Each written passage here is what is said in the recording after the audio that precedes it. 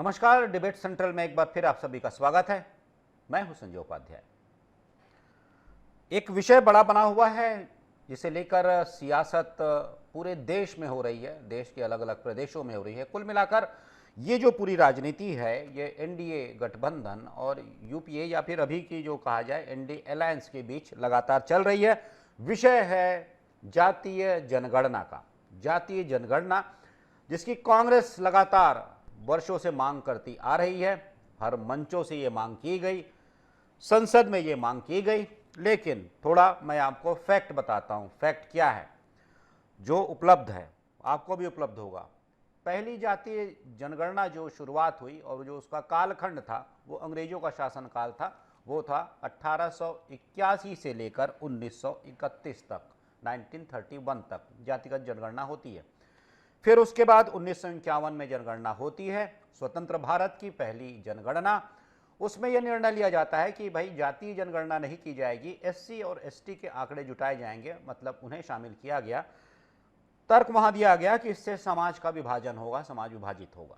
ठीक है, उसके बाद थोड़ा और आगे बढ़ते हैं तो बहुत से और भी उसमें कालखंड आते हैं, जैसा कि केलकर आयोग आता है 1955 में, 1900 करीब 90 में या फिर 90 ही कहिए, उसमें मंडल कमीशन आता है जिसकी रिपोर्ट वीपी सिंह मान लेते हैं और पूरे देश में देखा होगा कि क्या स्थिति होती है। ठीक है, आगे भी नेशनल सैंपल सर्वे अपनी रिपोर्ट, बहुत से ऐसे सर्वे होते हैं और रिपोर्ट्स आती हैं। 2011 में कांग्रेस के शासनकाल में एक जनगणना होती है जिसमें सामाजिक आर्थिक के साथ जातीय विषय भी शामिल होता है, जाति गणना भी कराई जाती है, लेकिन ये रिपोर्ट सार्वजनिक नहीं की जाती है, इसके आंकड़े जारी नहीं किए जाते हैं, जिसकी कांग्रेस मांग कर रही थी वर्षों से जब विपक्ष में थी लगातार। इसके आंकड़े क्यों नहीं उस समय सार्वजनिक किए गए, ये भी एक विषय है जिसमें कि एक कुछ बड़े विषय आए थे। तो ये तमाम सब विषय हैं जिस पर आज हम चर्चा करेंगे। मैंने शुरू में आपको इसलिए ये थोड़ा बताया कि ये जो विषय हैं कहाँ से शुरू होते हैं, जो मांगे होती हैं कहाँ समाप्त होती हैं और अब आगे क्या होगा, इस पर आज हम चर्चा करेंगे। पहले देख लीजिए एक रिपोर्ट।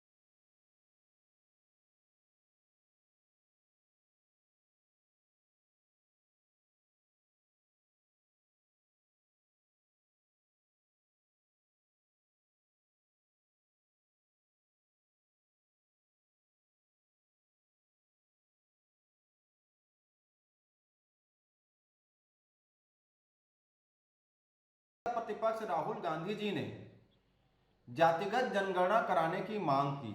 सड़क से लेकर सदन तक उन्होंने मांग को दोहराया। तब भाजपा के नेता, चाहे वो नरेंद्र मोदी जी हो, नितिन गडकरी जी हो, योगी आदित्यनाथ जी हो या आरएसएस के प्रमुख मोहन भागवत जी ने जातिगत जनगणना का विरोध किया। पूरा सोशल मीडिया और मीडिया में उनके बाइट भरे हुए हैं जो जातिगत जनगणना के खिलाफ थे। आज जब जनता का आक्रोश सामने आया, कांग्रेस के इस मांग को जनता का जब व्यापक समर्थन मिला, तब केंद्र की भाजपा की सरकार घुटना टेक कर जातिगत जनगणना कराने को राजी हुई है। अब चूंकि पूर्व में इनका विरोध कर चुके थे और इनके जो जातिगत जनगणना के खिलाफ जो मंशा थी जाहिर हो चुका है, तब भाजपा के नेता अपने उस नाकामी को, उस विरोध को छुपाने के लिए कांग्रेस पर झूठे आरोप लगा रहे हैं। कांग्रेस की सरकार ने तो 2011-12 में जातिगत जनगणना और सर्वे करवाया था, जिसे मोदी सरकार ने 11 साल तक दबा कर रखा है। तो जातिगत जनगणना के विरोधी अगर कोई है तो सिर्फ भाजपा है। जाति जनगणना पर छत्तीसगढ़ के डिप्टी सीएम अरुण साव ने कहा कि कांग्रेस ने सत्ता में रहते हुए हमेशा जाति जनगणना का विरोध किया और अब इसका श्रेय लेने की कोशिश कर रही है। देश की जनता कांग्रेस की नीति जानती है, उसे इस पर प्रश्न उठाने का कोई अधिकार नहीं है। वे श्रेय लेने की कोशिश कर रहे हैं, लेकिन इसका भी श्रेय लेना चाहिए कि उन्होंने जातिगत जनगणना बंद कराई और सत्ता में रहते हुए इसका विरोध किया। देखिए, जिस कांग्रेस पार्टी ने सत्ता में रहते हुए हमेशा कास्ट सेंसस का, जातीय जनगणना का विरोध किया, उसके लिए कोई काम नहीं किया और आज वो श्रेय लेने की कोशिश कर रहे हैं, तो ये देश की जनता बखूबी जानती है। जातिगत जनगणना का फैसला केंद्र सरकार की सोची समझी रणनीति के तहत लिया गया है। लोकसभा चुनाव के दौरान ये विपक्ष का सबसे बड़ा मुद्दा था। राहुल गांधी ने अपनी हर रैली में जातिगत जनगणना की बात कही थी, जिसे मोदी सरकार ने अब अपना सबसे बड़ा हथियार बना लिया है। हालांकि ये जनगणना कब से शुरू होकर कब तक होगी और इसकी क्या रूपरेखा होगी, इस बारे में अभी कोई जानकारी नहीं है। लेकिन एक बात तो साफ हो गई है कि विपक्ष का अब सबसे बड़ा मुद्दा मोदी सरकार का हथियार बन गया है। DA news plus, Raipur. हमने कहा तो चलिए, आपने देखा और मैं संक्षेप में थोड़ा दोहरा देता हूं। जातीय जनगणना की शुरुआत कैसे होती है? 1831 से होती है, जब अंग्रेजों का शासनकाल है। 1881, क्षमा कीजिएगा, 1881 से होती है और 1931 तक चलती है जातीय जनगणना। उसके बाद स्वतंत्र भारत में 1951 में पहली जनगणना होती है, लेकिन उसमें SC ST की जनगणना शामिल की जाती है, वो आंकड़े शामिल किए जाते हैं। जातीय आधार पर समाज ना बटे, देश ना बटे, इसलिए जनगणना जातीय आधार पर नहीं की जाती है। 2011 में यूपीए की सरकार जातीय जनगणना भी करवाती है सामाजिक आर्थिक के साथ, लेकिन इस जातीय जनगणना के आंकड़े रिपोर्ट सार्वजनिक नहीं किए जाते हैं। ये छोटा सा एक टाइमलाइन है जिसमें ये सब कुछ हुआ है। लेकिन इस बीच बहुत सारी और भी बातें आती हैं। इसमें केलकर आयोग आता है, मंडल कमीशन आता है और भी बहुत सी एजेंसियां आती हैं जो अपनी रिपोर्ट देती हैं। चलिए चर्चा की शुरुआत करता हूं। पहले परिचय करवा दूं अपने विशेष अतिथियों का, मेहमानों का जो मेरे साथ जुड़े हुए हैं। तौकीर रजा जी हैं, प्रवक्ता हैं भारतीय जनता पार्टी के। तौकीर जी, स्वागत है आपका। रुपेश दुबे जी हैं, प्रवक्ता हैं कांग्रेस के। रुपेश जी, आपका स्वागत है। साथ ही साथ रमेश पांडे जी हमारे साथ जुड़े हुए हैं, वरिष्ठ पत्रकार हैं। रमेश जी, आपका भी बहुत बहुत स्वागत है। आपसे शुरुआत कर लेता हूं। तौकीर जी, ये जो बात हो रही थी, कांग्रेस आप सुन रहे थे क्या कह रही थी, और मैंने शुरुआत ही वहाँ से की थी जब राहुल गांधी कहते हैं, आपने पैकेज देखा होगा, उसमें क्या कह रहे हैं कि हमने कहा था हम मनवा कर रहेंगे। तो वो मनवा कर रहे या फिर कोई प्लानिंग थी? तौकीर जी, कोई ऐसा कोई समय टाइमिंग फिक्स थी क्या, अभी ये करना है? तौकीर जी। जी, आप सभी को मेरा नमस्कार जी। मैं इस से शुरुआत कि वह एक समुद्र खंगालने में लगे, वह एक समुद्र खंगालने में लगे हैं, हमारी कमियां निकालने में लगे हैं, वो जिनकी लंगोटियां तक फटी हुई है हमारी पगड़ियां उछालने में लगे हैं। तो ये स्थिति के साथ अरे 65 साल तक आप शासन करें, आजादी अभी आप भी आंकड़े बता रहे हो, सबको पता है कि 1931 के बाद जाति जनगणना गई। तो उन्हें आजादी के बाद सरकार आपकी आई, लगातार सरकार आपकी रही, राज्यों में आपकी सरकार रही, केंद्र में आपकी सरकार रही, कभी तो आपने जाति जनगणना का कोई ये पिटारा खोला रहता, कोशिश की रहती आपके पूर्वजों ने कोई किया हो, चाहे नेहरू जी की सरकार हो, चाहे इंदिरा गांधी की सरकार हो, चाहे नरसिम्हा राव की सरकार हो, चाहे वो राजीव गांधी की सरकार हो, उसके बाद मनमोहन सिंह की सरकार। मनमोहन सिंह की सरकार में जरूर 2010 में इसके लिए जरूर प्रयास किया गया, और लेकिन एक मंत्रियों की टीम बना दी, तो उसमें सर्वे किया गया, उस सर्वे रिपोर्ट को दिया गया, लेकिन कोई जनगणना नहीं कराई गई। और उसके बाद ये बात कर रहे हैं, अभी इनके प्रवक्ता में देख रहा था धनंजय सिंह जी कि 12-13 में हमने कराया था, उसको पिटारे में बंद कर। अरे साहब, आपने 10 में कराया, पर अपनी समय अवधि को जब कराए थे उसको पहले चक्र को देखिए। मनमोहन सिंह जीवन प्रधानमंत्री जी थे, उन्होंने इसकी जरूर सर्वे के लिए एक टीम गठित करी थी, कुछ मंत्रिमंडल की, और उसका सर्वे कराने के लिए प्रयास किए गए थे। कुछ ये है कि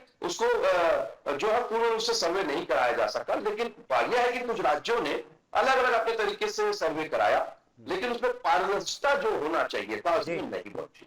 तो अपनी राजनीतिक रोटी सेकने के हिसाब से कुछ राजनीति अपने हिसाब से लागू किया, तो ये अपना अलग विषय। लेकिन अब माननीय मोदी जी ने इसको लिया है तो इनके जो है तोते उड़ गए हैं, क्योंकि ये सोच भी नहीं सकते कि माननीय मोदी जी वो कर लेंगे, जो बोलते हैं वो करके दिखाते हैं। तो उन्हें पता कि हम करके दिखाएंगे, तो वो कर दिया। और इसका जीता जागता उदाहरण 30 तारीख को जब इसकी बैठक हुई और इसको इसका फैसला हुआ कि सारी चीजें सामने आपके, तो हमने बनाया है, हमने इस चीज को समझा है। और आगे आने वाले समय में जब ये सर्वे की रिपोर्ट आएगी तो ये दिख जाएगा कि किस प्रकार से, किस पारदर्शिता के साथ सर्वे जब होगा तो उसमें जो रिपोर्ट में पेश कर दिया जाएगा कि किस प्रकार से सर्वे में जाति जनगणना, किस प्रकार से सारी जातियां जो है कितनी है, किस जाति के लोग किस प्रकार से, उस पर फॉर्मूला भी लगाया जाएगा। जबकि देखिए जो आजादी के पहले की बात थी, जिसने जो लगाया, जिसने जो जाति पेश करी, इन्होंने कुछ बीच में सर्वे भी किया था, बताते हैं, सही बात है। लेकिन उस सर्वे में जिसने जो जाति लगा दी उस जाति का सर्वे बना के अपनी रिपोर्ट पेश कर दी। ऐसा नहीं होता साहब। अगर एससी की जाति थी तो एससी में ये कैटेगरी एक बनाई गई थी, एसटी में बनाई जा रही है। अभी हम जो बनाएंगे अभी तो बहुत सारी चीजें आना, हम एक कैटेगरी बनाएंगे कि किस प्रकार से एससी ओबीसी माइनॉरिटीज की और जो है किस प्रकार से जो है। इस पर मैं आऊंगा वकील जी, इस पर मैं आऊंगा। रुपेश जी, ब्रह्मास्त्र छिड़ गया क्या सर? जिसे एक बड़ा मुद्दा बना रहे थे, बड़ा मुद्दा बनाते थे, कांग्रेस बड़ा मुद्दा बनाती थी, विपक्ष बड़ा मुद्दा, वो ब्रह्मास्त्र छिन गया क्या? मतलब आपने ब्रह्मास्त्र बना कर रखा था, माना जाता है कि पिछले चुनाव में, लोकसभा चुनाव में उसका नुकसान भी हुआ था, छिन गया। और क्या ऐसा लग रहा है कि अब जब जातीय जनगणना होगी उससे कांग्रेस को कुछ फायदा होगा, या लग रहा है कि ये तो उल्टा पड़ गया? क्योंकि मैं थोड़ी समीक्षा करवाऊंगा रमेश जी से, तब उस समय हम सभी मिलकर समझेंगे। रुपेश जी। संजय जी नमस्कार। जी। रमेश पांडे जी नमस्कार। तौकीर भाई नमस्कार। संजय जी, जातिगत जनगणना की बात हमारे देश के युवा नेतृत्व राहुल गांधी जी सरलता से बात करते रहे हैं सर। और जैसे कि रुपेश जी सुनिए ना, शुरुआत वहां से कर दीजिए जहां से तौकीर जी ने पूछा था, कितने वर्षों शासनकाल था, क्यों नहीं करवाया सर? ये अचानक 2014-15 में कहां से याद आ गई कि नहीं जातीय जनगणना होनी चाहिए? संजय जी, आपने ही बताया जी कि अब तौकीर जी को जानकारी होनी चाहिए कि डिबेट में आपने स्पष्ट किया कि वर्ष 2011 में जब यूपीए की सरकार थी, मनमोहन सिंह जी के नेतृत्व में सरकार ने जब जनगणना, आर्थिक सामाजिक जनगणना कराई गई थी, उस समय जातिगत जनगणना भी कराई गई। आंकड़े जारी नहीं किए गए, लेकिन आंकड़े देखिए, आंकड़े जारी करना नहीं करना, लेकिन कांग्रेस की मंशा साफ थी। आता हूं तौकीर जी। कांग्रेस की इच्छा शक्ति मजबूत थी। और उसके बाद जब कांग्रेस के या अन्य राजनीतिक दल के लोग जब जातिगत जनगणना की बात करते थे, तो जुलाई 2021 में मोदी सरकार ने संसद में कहा था कि जातिगत जनगणना की जो नहीं कराने की सरकार की नीतिगत निर्णय है और जनगणना में एसटी एससी के अलावा अन्य जातियों की गणना नहीं की जाएगी। उसके बाद माननीय सुप्रीम कोर्ट में सितंबर 2021 में मोदी सरकार ने शपथ पत्र दिया और शपथ पत्र में कहा कि जनगणना के दायरे में किसी भी जाति की जानकारी को बाहर रखना केंद्र सरकार की सतर्क नीति है। और उसके बाद आदरणीय देश के प्रधानमंत्री जी ने 28 अप्रैल 2024 को कहा, सब सार्वजनिक रूप से कहा कि जो जातिगत जनगणना की मांग करते हैं वो अर्बन नक्सली हैं। 28 अप्रैल को जब मोदी जी कहते हैं तो अभी ऐसी कौन सी परिस्थिति आ गई कि वो जातीय जनगणना की बातों में सहमत हो गए? क्या ये अपने पुलवामा के नाकामियों को छिपाने के लिए, आम जनता को भ्रमित करने के लिए ये गाहें बगाहें आधी अधूरी नीति का लागू करने की बात नहीं है?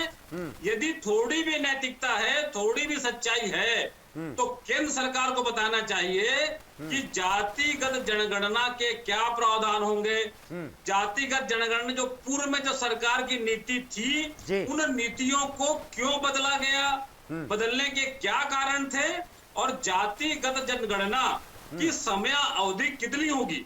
ठीक, देखिए केंद्र सरकार है तो सरकार को पूरी पारदर्शिता से, ईमानदारी से बातें रखनी चाहिए। ठीक है रमेश पांडे जी, ये तो हो गई पॉलिटिकल राजनीति। तौकीर जी मैं आता हूं पास, ये तो हो गई राजनीतिक बात। अब दूसरी बात एक समझिए, जो मैं चर्चा करना चाहता हूं। सुप्रीम कोर्ट ने अभी कुछ महीनों पहले कुछ कहा था कि जो जातियों के भीतर उपवर्गीकरण करे जाने की बात कही थी कि ये करना चाहिए, हालांकि ये छोड़ दिया था सरकार पर। ये कहा था कि एक ही जाति में बहुत से ऐसे वर्ग उपवर्ग हैं जिन्हें कि उस आरक्षण का लाभ नहीं मिलता। उन्होंने मतलब इसके उदाहरण भी है, ओबीसी ही ले लीजिए, ओबीसी का ही लाभ बहुत सी ऐसी जातियों को मिल रहा है, लेकिन ओबीसी की अत्यंत पिछड़ी जो जातियां हैं अभी भी वो ऐसे ही बनी हुई हैं, उसी रूप में है, उन्हें उसका लाभ नहीं मिल रहा। शेड्यूल कास्ट में भी आप देखिए कुछ लोग ही, कुछ एक समूह ही उसका राजनीतिक सामाजिक लाभ उठा रहा है।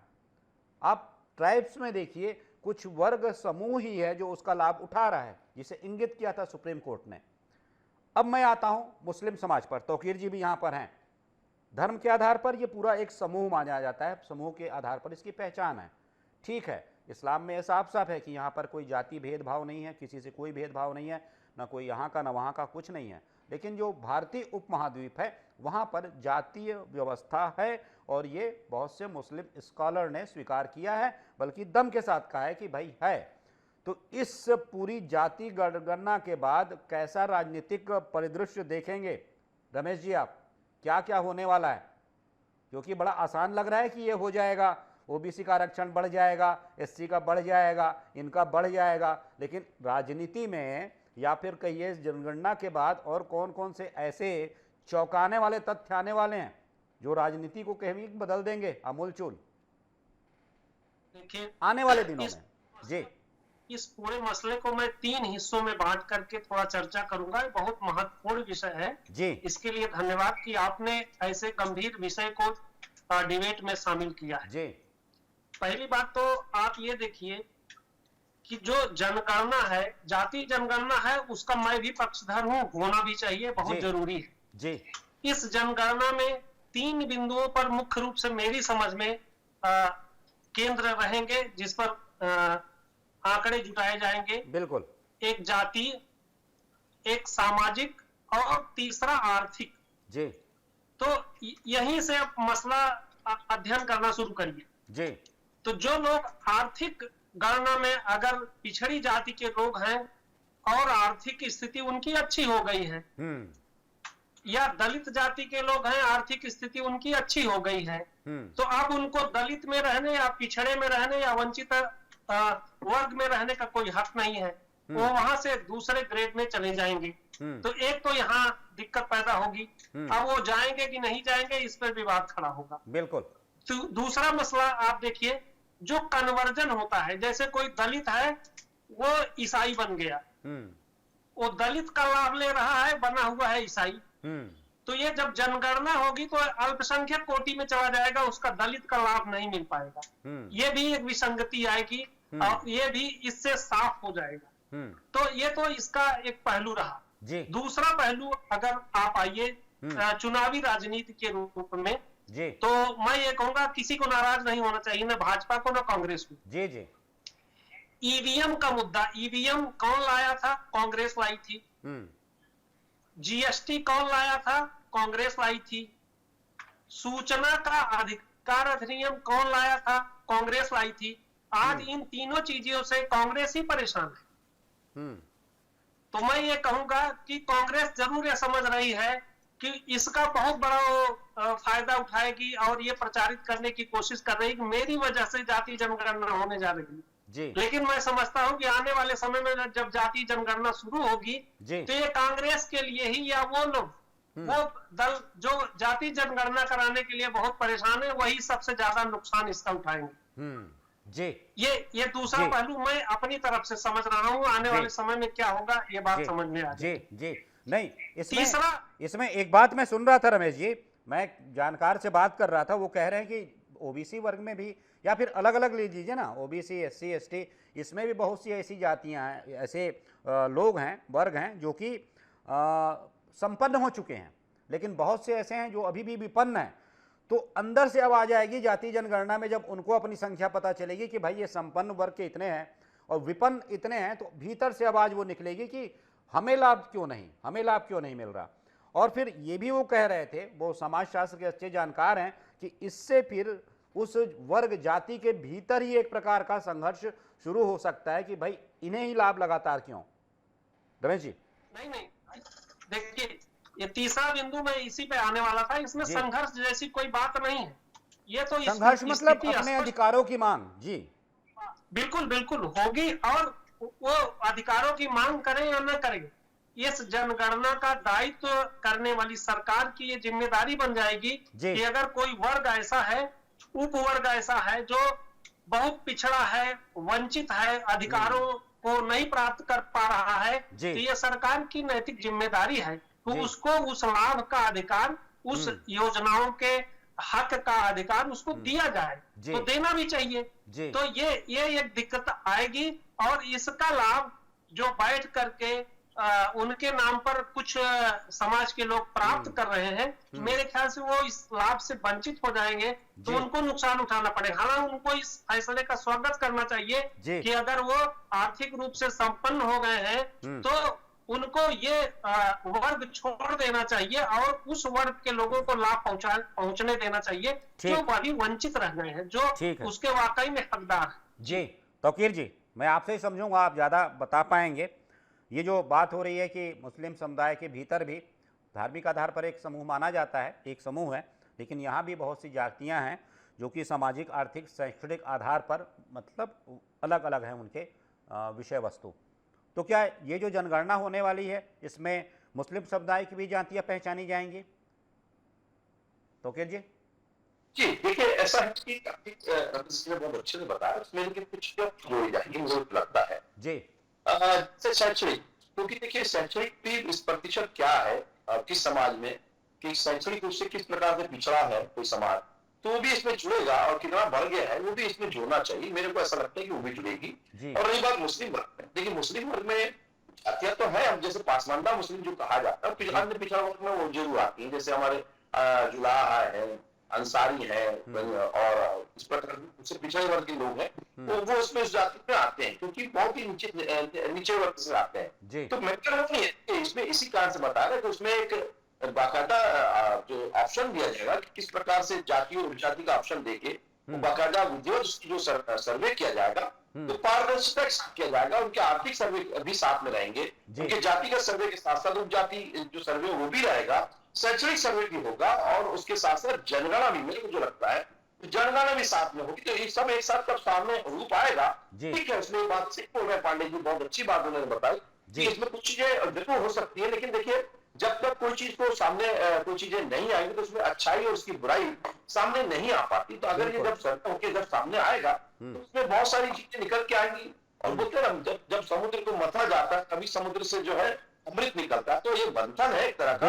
और अगर ये किया जा रहा है आजादी के बाद, तो ये अपने आप में बहुत बड़ी बात है कि पूर्ववर्ती सरकार ने कभी इसको पहल नहीं करी, हमारी सरकार ने पहल करी है, तो बिल्कुल इसका होना चाहिए। उसमें अन्य पिछड़ा जो पिछड़ा वर्ग के साथ साथ जो अपने आर्थिक रूप से जो पिछड़े लोग जो हमने शुरुआत करी, उनको भी आकर देने की मोदी जी ने, तो ये इसको भी एक लाभ मिलेगा कि बहुत सारे लोग ऐसे हैं जो आज भी आर्थिक रूप से बहुत ज्यादा पिछड़े, तो वो भी एक निकल के आपने भी आ जाएंगे इसके रूप में कि किस प्रकार से आर्थिक रूप से भी जो है सामाजिक, आर्थिक और शैक्षणिक, ये इस हिसाब से भी जनगणना को जो है इसमें शामिल किया जाएगा। तो उसका आंकड़े जब निकल के आएंगे तो बहुत अच्छे निकल के आएंगे। पारदर्शिता जो है ट्रांसपेरेंस पॉलिसी के साथ जो माननीय मोदी जी करेंगे, मेरे मुझे लगता है कि बहुत अच्छा आएगा। जिस प्रकार से हमने धारा 370 बोलते थे कि नहीं हटा सकते, लेकिन हमने हटाई और हमने हटा के बता दिया कि हम वो कर सकते हैं।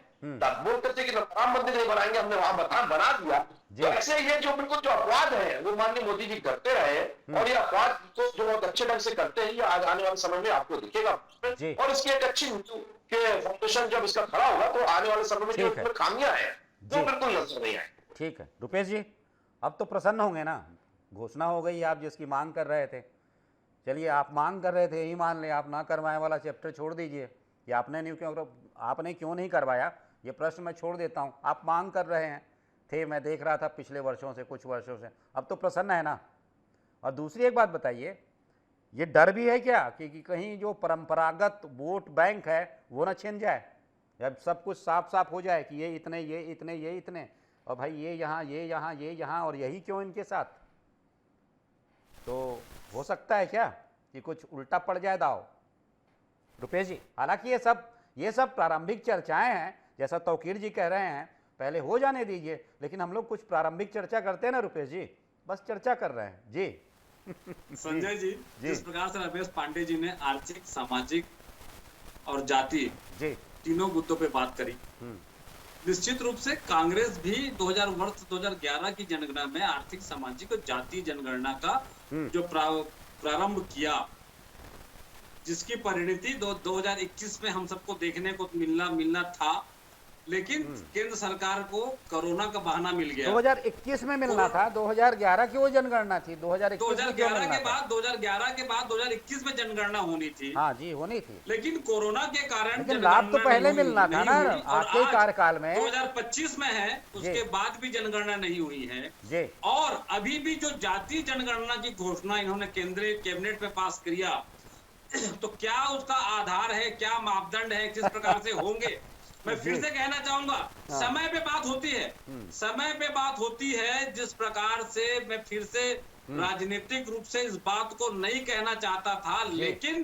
बात सरकार की नीति पर होती है। और जिस भाजपा ने संसद में अपनी बातें करी, जिस भाजपा ने माननीय सुप्रीम कोर्ट के समक्ष बातें करी, और जिस भाजपा के नेतृत्वकर्ता ने जाति जनगणना की मांग करने वालों को अर्बन नक्सली कहा, तो उनकी मनसा पे ये प्रश्न लगता है। ऐसी स्थिति में भाजपा सरकार को स्पष्ट रूप से बताना चाहिए कि उन्होंने अपने नीतियों में किस प्रकार से और क्यों बदलाव किया, ठीक है, और आर्थिक जनगणना लागू कब होगा, किस प्रकार से। देखिए, इन्होंने महिला आरक्षण बिल पास कर दिया, आज तक उस पर क्या नीति है, क्या निर्णय है, कब इम्प्लीमेंट होगा, ये बताने में सक्षम है। इन्होंने नोटबंदी भी किया था, नोटबंदी से किसे फायदा हुआ, आज तक देश की जनता जानना चाहती है। तो जब सरकार है, सरकार की नीति अच्छी है, तो उनके पूरी पारदर्शिता से नीति और रीति को सार्वजनिक पटल पर रखना चाहिए, ताकि आम जनता भ्रम में ना रहे। आवन लगे बारात, ओगन लगे कपाट की स्थिति नहीं होनी चाहिए। आम जनता एक बार साइट खोले, उनको समझ में आ जाना चाहिए किसको लाभ मिलेगा, किसको लाभ नहीं मिलेगा। ठीक है। जातीय जनगणना के लिए कांग्रेस अपने लाभ और फायदे के लिए, राजनीतिक हित के लिए कभी बात नहीं करी। कांग्रेस ने हमेशा जो वंचित वर्ग रहा है, दलित वर्ग रहा है, पिछड़ा वर्ग रहा है, उसके लिए बात करती रही है। ठीक है, लेकिन भाजपा का चाल, चरित्र और चेहरा इस नीति से स्पष्ट रूप से खुलासा हो गया। ठीक है, तौकीर जी संक्षेप में, सर संक्षेप में, रमेश जी के पास चरित्र और चेहरा, नीति और नीति, वाह वाह, बड़ी अच्छी बात करते हैं रुपेश भाई, बड़ी बड़ी। ऐसा अर्बन नक्सल की 2 बार इन्होंने बात करी। अर्बन नक्सल को सबने देखा कि उनकी सरकार मोदी जी ने कहा है, नरेंद्र मोदी जी ने कहा रखे, ये सब जानते हैं, ये समझते हैं कि इस बात को, अर्बन नक्सल को किस प्रकार से सुप्रीम कोर्ट में जो शपथ पत्र दिए हो। रुपेश जी मैं आ जाऊंगा, रुपेश जी मैं आ जाऊंगा आपके पास। बातें करना शोभा नहीं देता। जी तथ्यात्मक में तिथि से बता रहा हूँ, 20 जुलाई 2021 और 21 सितंबर 2021, 28 अप्रैल 2024, ये दिनों के डाटा पता कर लीजिए। रुपेश जी आवाज कुछ समझ में नहीं आ रही, मैं आ जाऊंगा आपके पास, आ जाऊंगा। लेकिन कभी आपने किसी को बढ़ाने की कोशिश नहीं करी, ये दिखता है।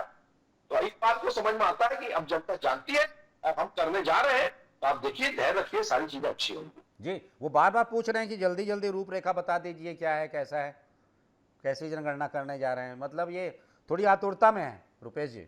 देखिए आतुरता से कुछ नहीं होता। देखिए, ये कोई भी नहीं बता सकता। जब सरकार बनाएगी तो सामने आ जाएगा, पेपर में आएगा, न्यूज में आएगा, अखबारों में आएगा, सारी चीजें सामने आ करेगी, और हमारी प्रेस कॉन्फ्रेंस करके बताएंगे किस प्रकार से सर्वे होगा, किस प्रकार से एक समयबद्ध तरीके से, चरणबद्ध तरीके से कार्य होगा।